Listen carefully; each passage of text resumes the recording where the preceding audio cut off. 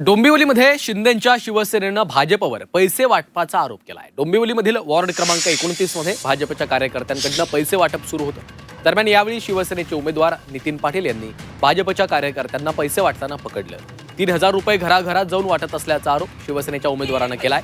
कल्याण डोंबिवलीमध्ये युतीमध्ये असताना देखील वॉर्ड क्रमांक 29 मध्ये भाजप आणि शिवसेनेचे उमेदवार आमने सामने। शिवसेनेनं केलेला पैसे वाटपाचा आरोप भाजपनं फेटाळलाय। दरम्यान या आरोपामुळे शिवसेना आणि भाजपमधला संघर्ष वाढलेला आहे।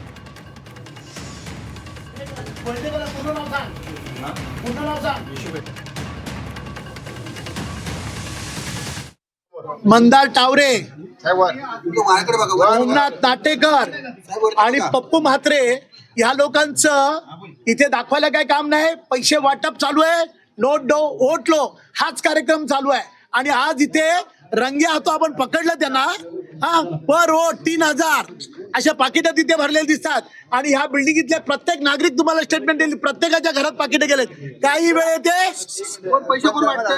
मंदार टावरे, ओमनाथ नाटेकर आणि अलका पप्पू म्हात्रे भाजप मागणी बघा। मी इथे का बसलो?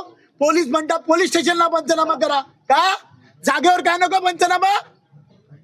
का कोणती दडपशाही आहे? इथे रवी पाटील साहेबांचं इथे ऑफिस आहे। रवी पाटील जे ऑफिस आहे इथे त्याचं घर आहे। त्या घराच्या बाजूला आमचे कार्यकर्ते तिथे पॅम्पलेट वाटत होते, परिचयपत्रक वाटत होते। त्यांना त्या कार्यकर्त्यांना पकडलं, त्यांना 2 कानफडात मारल्या आणि त्यांच्या खिशामध्ये पैशाची पॉकेट टाकली गेली। आणि पोलिसांना बोलून आणि त्या इलेक्शन कमिशनच्या बोलून त्यांना सांगितलं गेलं की तुम्ही पैसे वाटा पकडून दिलं गेलंय। हे अतिशय चुकीचं आहे। एक साधी गोष्ट आहे की कुठलाही व्यक्ती पैसे वाटत असेल तर तो त्याच्या एखाद्या उमेदवाराच्या घराच्या बाजूला पैसे वाटू शकतो का? तर नाही।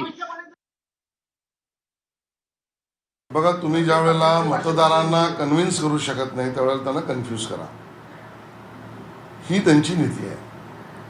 मी तो काही व्हिडिओ पाहिलेला नाही, पण भारतीय जनता पार्टी अशी कुठलीही कार्यक्रम, गतिविधी किंवा धंदे करत नाही। आपल्याला मतं मिळणार नसतील तर जो मताने जिंकणार आहे त्याला बदनाम करा, अशी षडयंत्र चालतात। त्याचाच तो भाग असेल।